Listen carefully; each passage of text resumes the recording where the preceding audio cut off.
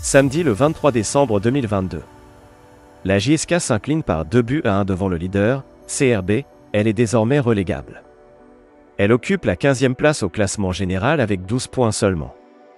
Un bilan catastrophique pour le club le plus titré d'Algérie qui n'a jamais goûté à la relégation. Malheureusement, elle risque de se retrouver en Ligue 2 si elle ne redresse pas la barre à la phase retour.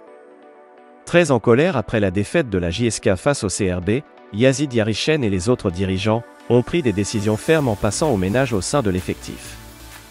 Ils ont annoncé vouloir se débarrasser des joueurs qui n'apportent rien à l'équipe cette saison, à l'image de Harag et Mansouri.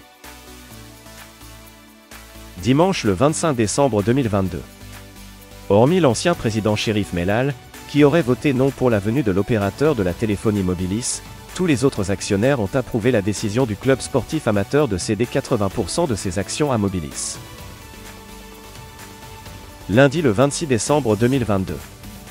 Le président du CSA-JSK, Jafar Haït Mouloud, s'est exprimé à la presse en marge de la tenue des 2 assemblées générales des actionnaires de la SSPA-JSK, où il y a eu la validation officielle de la cession de parts sociales du CSA au profit de l'opérateur de la téléphonie mobile Mobilis. Dimanche le 1er janvier 2023. Lors de la séance de la reprise qui a eu lieu dimanche soir, l'entraîneur Miloud Hamdi a profité de l'occasion pour souhaiter une bonne année à tous ses joueurs, et leur a demandé de tourner la page 2022, et oublier tout ce qui s'est passé, avant de leur parler de ce qui attend d'eux lors de la phase retour. Mardi le 3 janvier 2023. Les joueurs refusent d'entrer en mini-stage, et ont fait savoir à l'entraîneur Hamdi qu'ils ne sont pas payés depuis plusieurs mois, et qu'ils souhaitent s'expliquer avec les dirigeants à propos de leurs salaires impayés.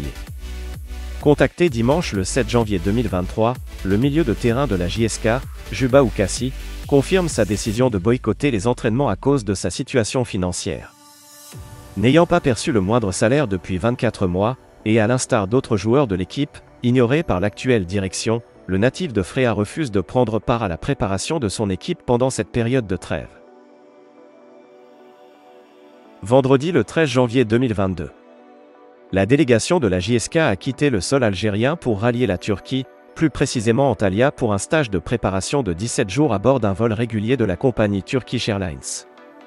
Arrivés dans la soirée à Antalya, et plus précisément à l'hôtel Résidence Kemer, les joueurs de la JSK ont rejoint directement leur chambre pour se reposer.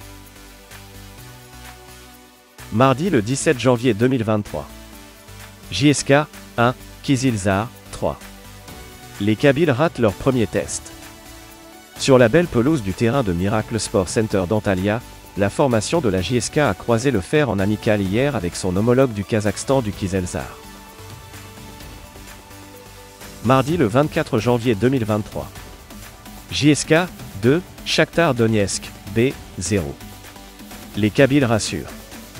Après le FC Kezar du Kazakhstan, les jaunes et verts ont disputé leur deuxième match amical face à l'équipe B de Shakhtar Donetsk de l'Ukraine.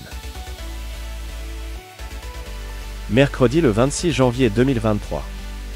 JSK 0, FK Mladost Lucani 0. Il ne manquait que les buts. Après avoir affronté le FC Kezar et l'équipe B du Shakhtar Donetsk, lors des 2 premiers matchs de préparation, la formation de la JSK a enchaîné sa 3e rencontre amicale face à la formation serbe du FK Mladost Lucani qui évolue en première division du championnat serbe. Vendredi le 28 janvier 2023. Alexandria, 1 JSK 0. Une défaite de plus. Pour leur dernier match amical face à l'équipe ukrainienne d'Alexandria, les Canaries n'ont pas été vraiment convaincants. Ils ont certes dominé leurs adversaires en première période, mais leur domination était stérile puisqu'ils n'ont pas créé des occasions franches de scorer durant cette joute amicale. Vendredi le 27 janvier 2023. Après 17 jours de stage de préparation à Antalya, et après avoir disputé le 4e et dernier match amical face au FK Alexandria de l'Ukraine, que le stage de préparation hivernale a pris fin. Les jaunes et verts regagneront le pays, ils sont fin prêts pour la phase retour.